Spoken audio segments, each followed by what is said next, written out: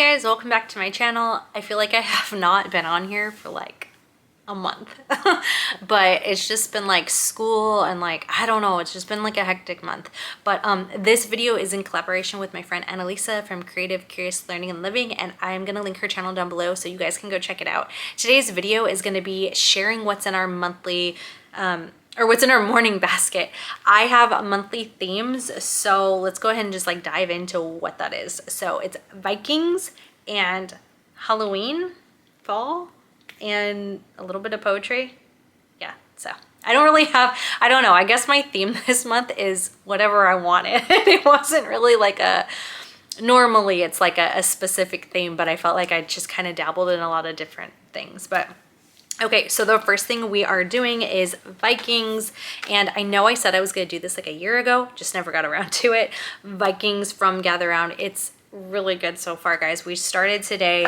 There's a great video that the kids get to watch, and there was one in particular where this guy, it's called, I think he's called Mr. Bradley, but he speaks like a Viking, and the kids were just cracking up, and they got to see how Viking bread is made and, you know, weaponry and all that stuff. So it's kind of cool.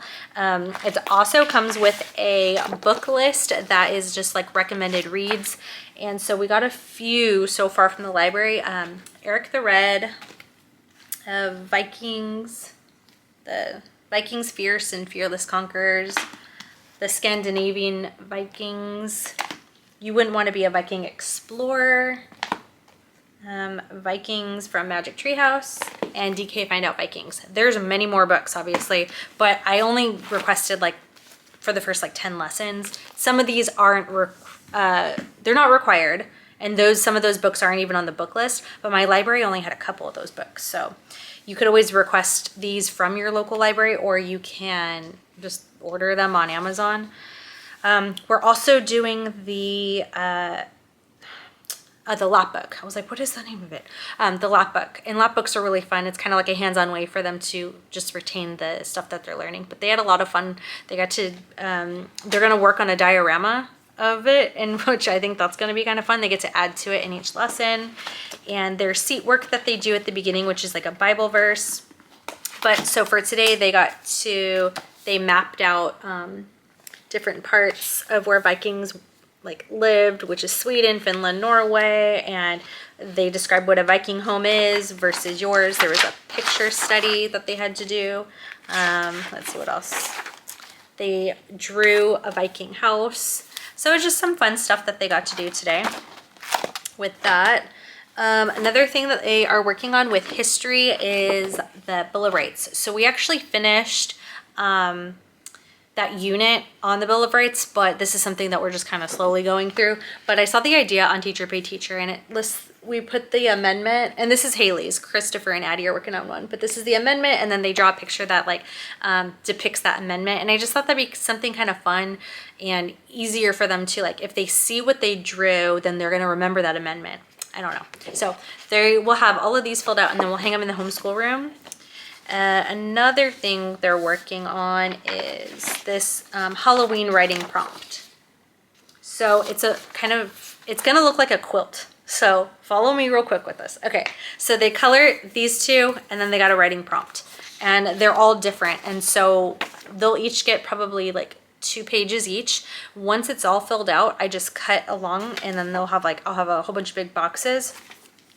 And it's gonna look like a quilt, and then the background is one solid color. And I tape it all up, and then I hang it in the homeschool room, and it looks kind of cool, and it's just something fall themed they can do.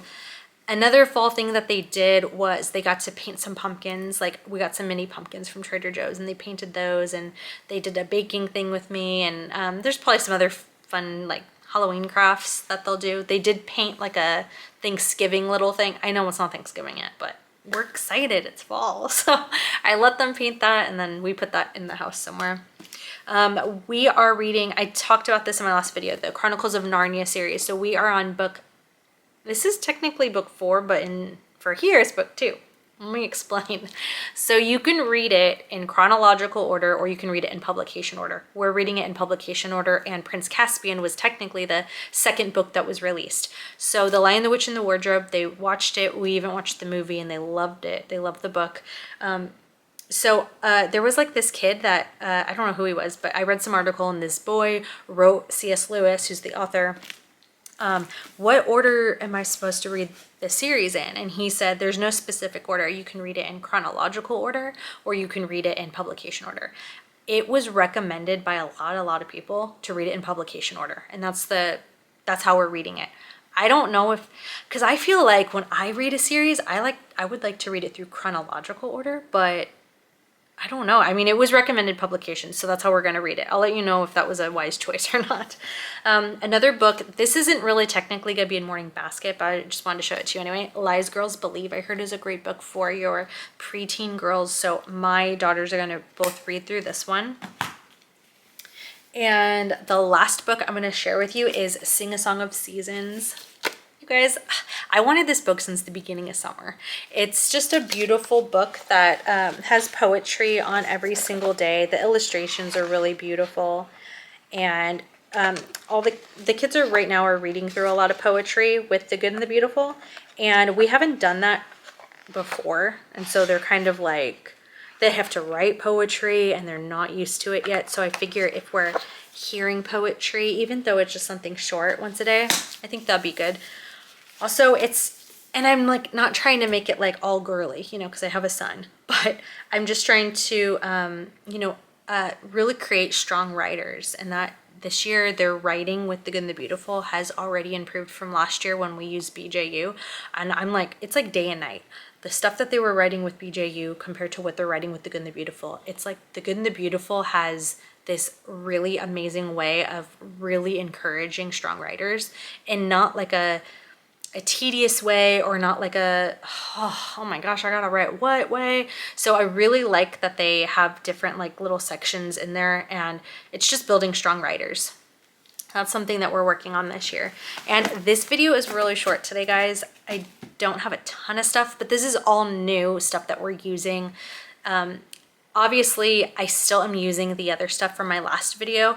I just rotate it all out. So if you haven't seen any of my other videos, go check out my last video, and I do show like my normal stuff that we rotate out in Morning Basket. But that is all I have for you, and thank you so much for watching, and I'll see you guys in my next one.